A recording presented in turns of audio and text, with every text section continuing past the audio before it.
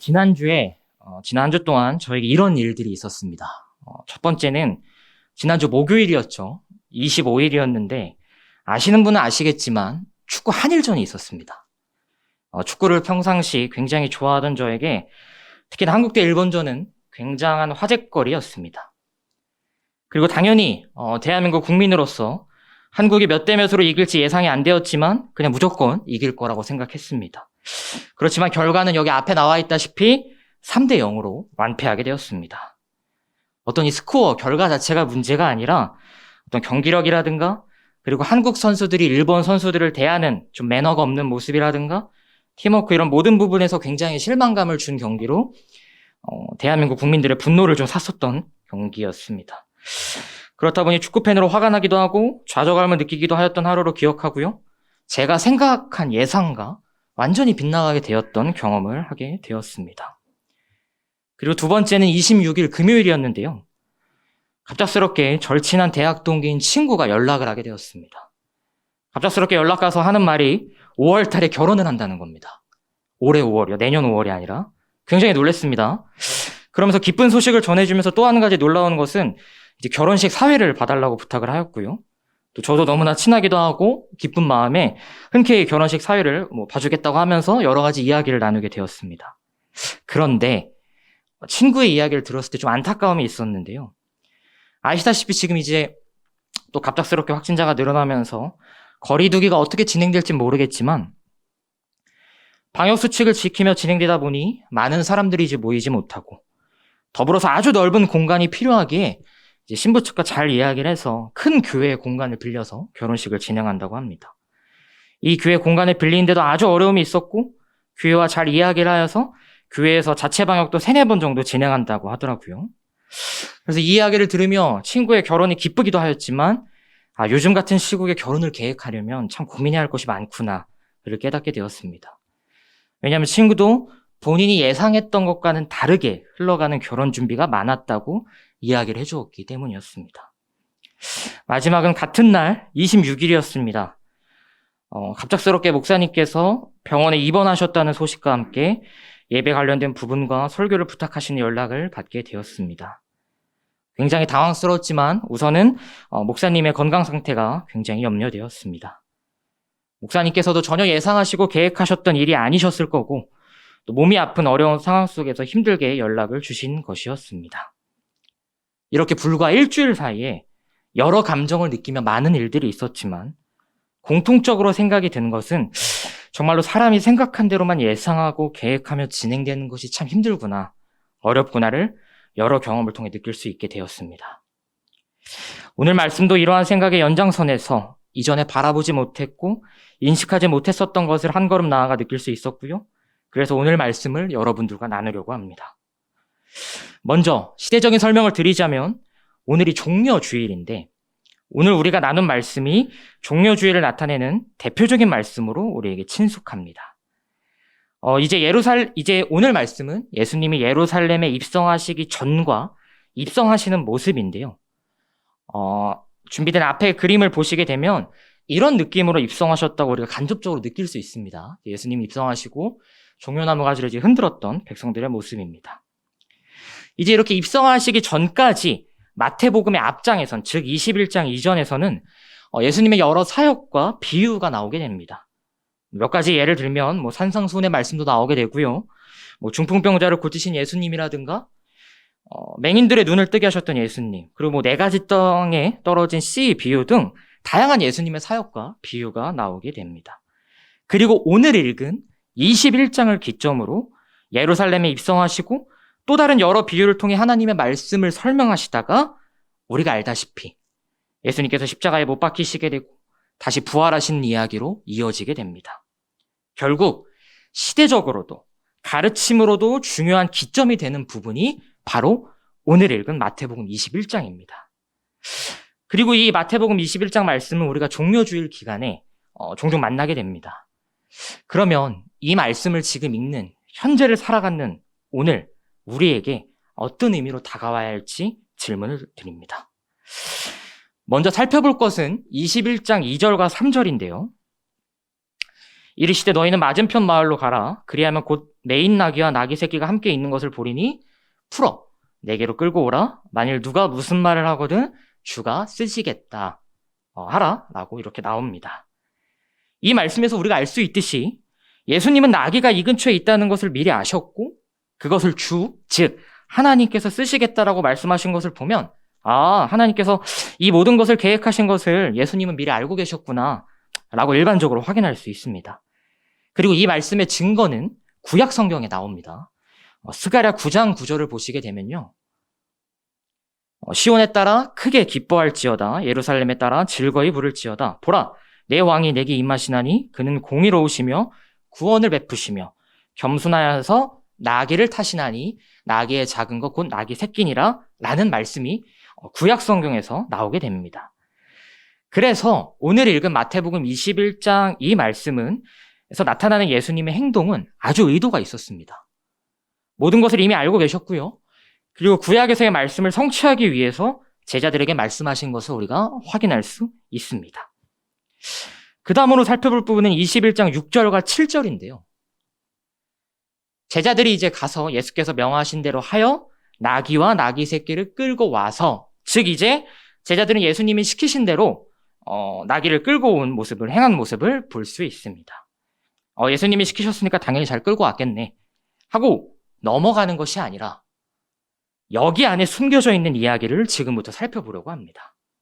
무슨 말씀이냐면 예수님이 앞서 말씀하셔서 제자들이 나귀를 끌고 오기 전까지는 과연 어떤 과정이 있었을까요? 바로 제자들이 나귀를 먼저 찾았겠죠. 그리고 만약 그 나귀를 찾았는데 그 나귀 주인이 만약에 있었다면 하나님께서 계획하시고 예수님께서 쓰셔야 합니다 라는 것을 설명도 했을 거고요. 주인이 없이 만약에 그냥 묶여져 있었던 상태였다면 나귀를 찾아서 예수님 앞에 끌고 와야 되는 아주 여러 과정이 있었을 것입니다. 성경에서는 이런 과정을 구체적으로 설명하진 않았습니다. 그렇다 보니 우리가 마태복음 21장을 읽다 보면 이 과정은 어찌 보면 되게 좀 이렇게 시간적으로 짧게 느껴진다든가 그냥 읽으면서 쑥 아무렇지 않게 지나가게 되기도 합니다. 그렇지만 한번 우리가 이것을 시간적으로 생각을 해보게 되면 1시간? 혹은 30분? 또는 더 짧게 후다닥 지나갈 수 있는 과정이 아니라고 생각이 듭니다. 그렇다면 여기서 숨겨져 있는 이 과정 안에서 예수님의 의도가 과연 무엇이었을까요? 그것은 바로 나귀를 찾고 나귀 주인이 있다면 예수님이 타실 것이라는 것을 설명하고 다시 예수님께로 나귀를 데려오는 과정을 통해 예수님이 제자들을 먼저 준비시키신 것입니다. 구체적으로 말씀을 드리겠습니다. 그때 당시 시대상으로 생각해보게 되면 어떤 비싸고 아주 귀한 것을 가져오라는 것이 아니었습니다. 그럼 이 말을 처음에 들은 제자들 입장은 어땠을까요? 나귀를 가져와라고 말을 했을 때 실망했을 수도 있죠. 예루살렘 입성 전까지, 앞에서 말씀드렸다시피 마태복음 21장 전까지 예수님이 이곳저곳 다니시면서 행하신 기적, 그리고 사람들이 예수님을 믿고 따르고 거룩하게 행하시는 예수님의 모습을 제자들이 옆에서 봤었고 경험했습니다. 그렇다 보니 나귀를 가져오라고? 예수님께서 어떤 멋있고 비싼 말을 타시는 게 아니고 어떤 비싼 옷도 챙겨 입으시는 게 아니라 왜 나귀를 타고 오라고 하셨을까? 라는 제자들의 여러 가지 생각이 있을 수도 있을 것 같습니다.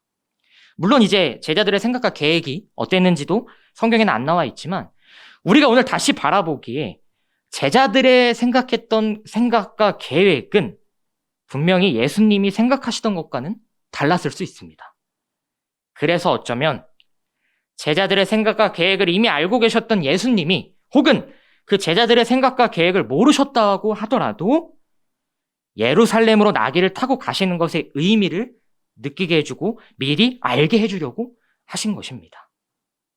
나와 함께 걸어가는 너네들도 이런 나귀를 타야 하고 예루살렘으로 내가 나귀를 타고 예루살렘으로 들어가는 것은 하나님께서 계획하신 일이기 때문이야. 말씀을 성취하기 위함이야. 그러니 제자인 너네들도 하나님의 계획에 함께해야 되고 하나님의 계획을 몸소 느껴야 하고 너네가 그런 마음으로 먼저 준비되어야 해. 라고 이렇게 준비된 마음으로 예수님께서 제자들에게 명하신 거였죠. 그래서 예수님은 이렇게 제자들을 먼저 예루살렘으로 들어가기 전에 준비시키셨던 겁니다. 제자들이 그 마음을 알았을지는 잘 모르겠지만 나귀를 여기로 데려오라고 말씀하신 그 안에는 이 모든 과정이 함축되어 있었던 것이죠. 여기서 예수님의 한 걸음 나아감을 우리가 확인할 수 있습니다. 이제 오늘이 종려주일이라고 불리게 된 이유는 그 다음 말씀에서 우리가 확인할 수 있습니다.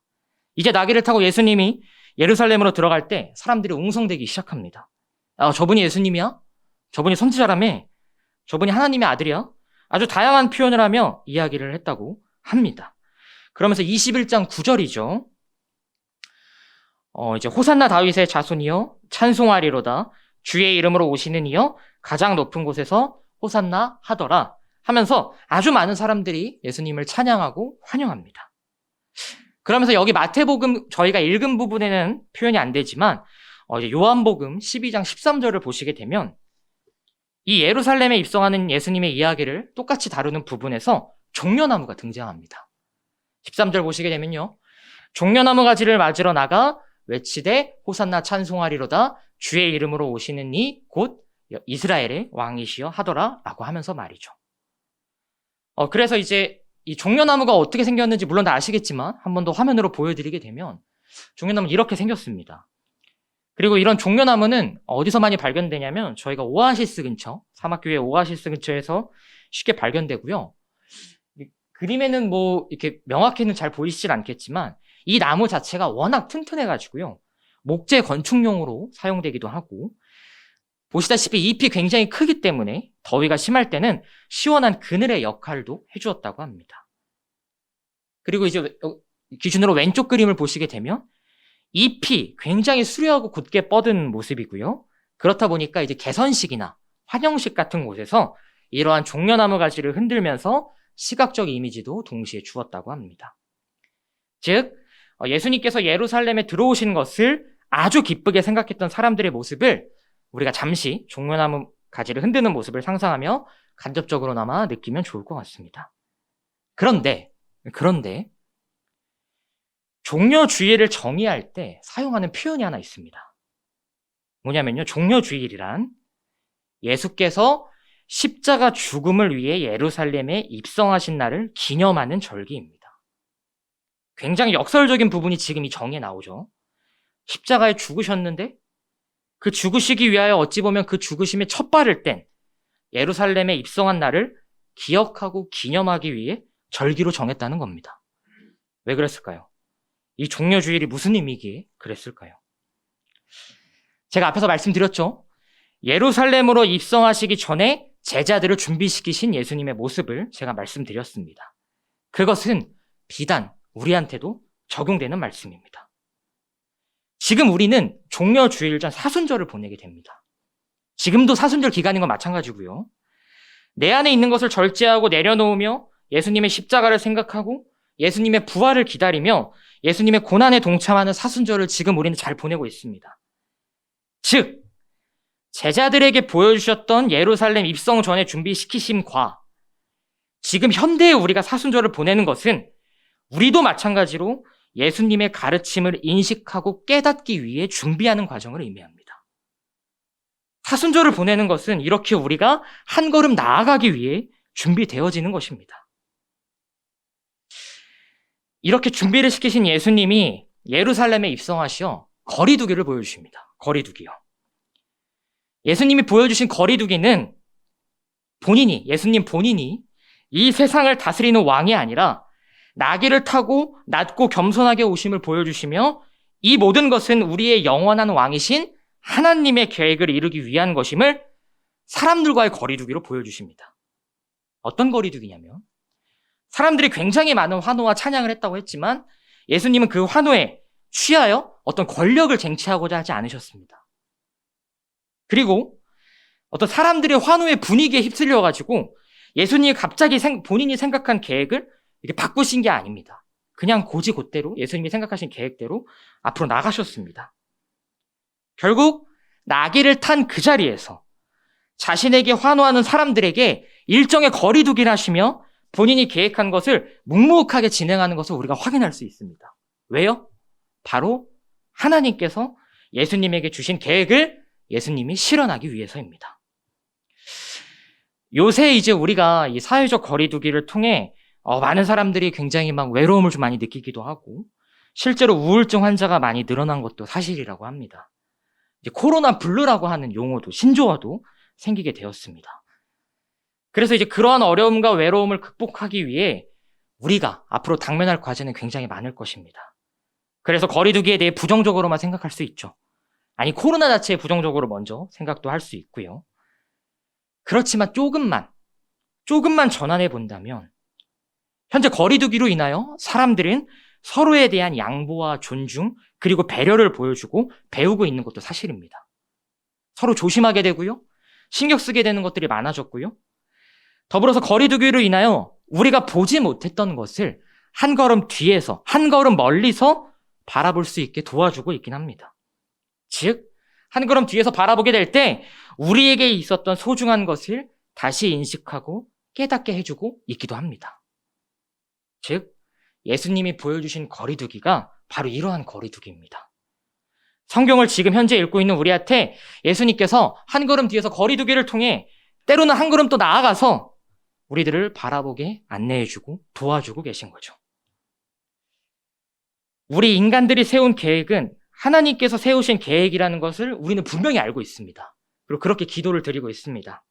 하지만 앞에서도 제 여러 가지의 일상을 들려드렸다시피 우리 인간의 생각과 계획대로 되지 않을 때가 너무나 많습니다. 그리고 그에 따라 실망하고 휩쓸리고 연약함으로 계획을 바꾸기도 하는 우리의 모습이 세상에서 나타납니다. 그런 우리에게 오늘 말씀은 한 걸음 나아가고 때로는 한 걸음 뒤에서 거리두기를 하라고 예수님께서 보여주시고 계시고 알려주시고 계신 겁니다. 예루살렘 입성 전 제자들을 준비시키셨던 예수님의 모습은 지금 사순절을 보내는 우리에게도 마찬가지로 우리들을 준비시키시고 계신 것이기 때문입니다. 또한 종려나무 가지를 흔들고 있는 그때 당시의 백성들도 우리의 모습일 겁니다. 예수님이 오시니까 너무나 기뻤죠. 그런데 이 말씀에 나중에 마태복음에서 무슨 일이 있었나요? 예수님께서 십자가를 지고 못 박히러 올라가셨을 때 종려나무 가지를 흔들었던 사람들은 예수님을 비방하고 핍박하였습니다.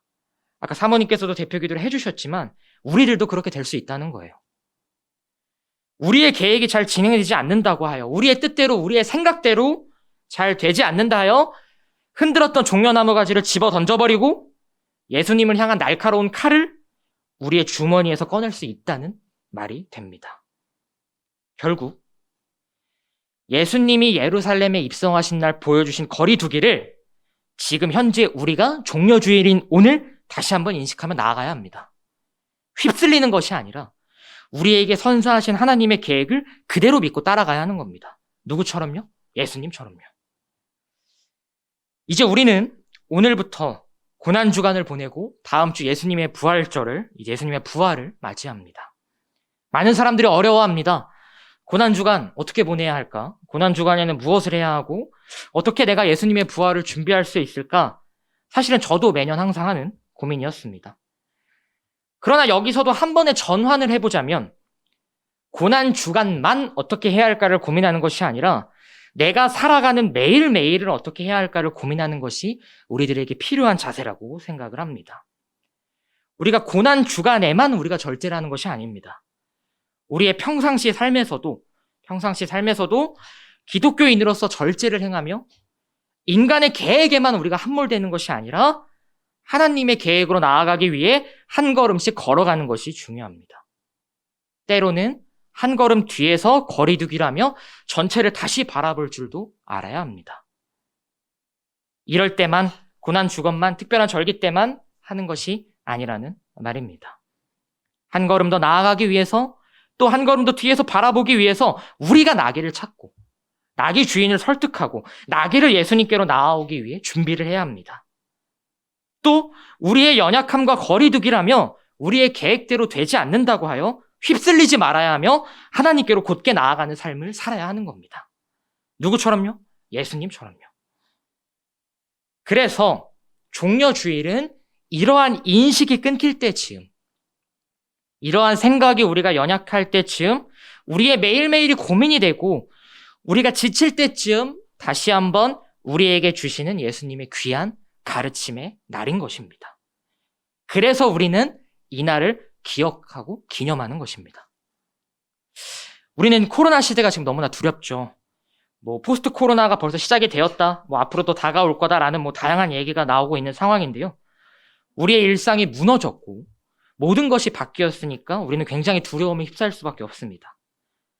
가정도 마찬가지실 거고, 본인이 속해 있는 직장이라든가 학교라든가 모든 공간이 마찬가지실 거고, 심지어 저희 교회도, 저희 교회뿐만 아니라 모든 교회도 마찬가지입니다. 그런데 그렇다고 두려움에만 우리가 머물러 있을 수는 없습니다. 조금만 전환해보게 되면, 작년과 올해를 비교해보게 되면 어떠신가요? 거리두기를 적절하게 사용하며 지금 현재 우리가 예배당에서 예배를 잘 드리고 있고요. 서로 방역수칙을 잘 지키면서 서로를 배려해주고, 오히려 서로의 건강을 더 신경 써주고 있고, 서로의 힘든 삶을 더 응원해주고 있습니다. 교회뿐만 아니라 우리가 살아가는 삶의 모든 터전에서 사람들은 적절한 거리두기로 자신의 삶을 유지하고 있고요. 자신의 삶을 되돌아보며 살아가고 있습니다.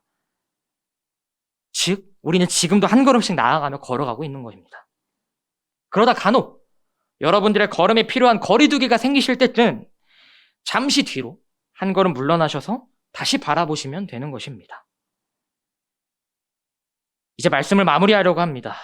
우리가 공통으로 함께 걸어가야 할 곳이 있습니다. 바로 하나님께로 나아감입니다. 그리고 그런 하나님께로 나아갈 때 우리가 믿고 따라야 할 대상인 예수님의 예루살렘 입성 전에 제자들에게 보여주신 행동과 입성 후 거리두기를 통한 한 걸음 물러남을 우리 모두가 기억하길 바랍니다. 예수님이 보여주신 나아가는 한 걸음과 한 걸음 뒤로의 거리두기는 우리에게 새로운 인식의 전환을 불러올 것입니다. 그런 인식의 전환으로 오늘부터 새 힘을 얻고 살아가는 예배드리는 모든 분을 응원하고 기도합니다.